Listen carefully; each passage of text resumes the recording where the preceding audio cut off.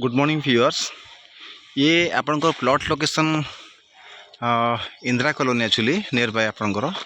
कौटीटा आपंकर प्लॉट पड़ो एक्चुअली जानते इंदिरा कॉलोनी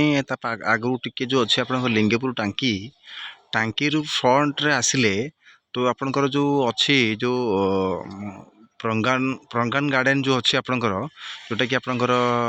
वेडिंग सब काम करा जाए से रास्तार सीधा आसिले जोटा कि आप लिंगेपुर टांकी पाखु मात्र आपंकर से 200-250 मीटर डिस्टेंस आसिले ये आप प्लॉटा पड़ो जोटा कि आपंकर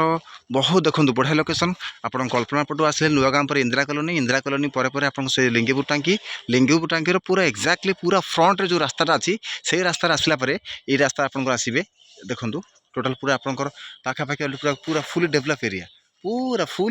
आप देखुं ये आप अपार्टमेंट गोटे करेंगे जहाँ भी आप करेंगे बहुत बड़ा लोकेशन। ये आप एरिया केते अच्छी ये आपंकर अच्छी 6000 स्क्वायर फुट आप एरिया अच्छी जार फ्रंटेज आप 6000 प्लस आप एरिया अच्छी मतलब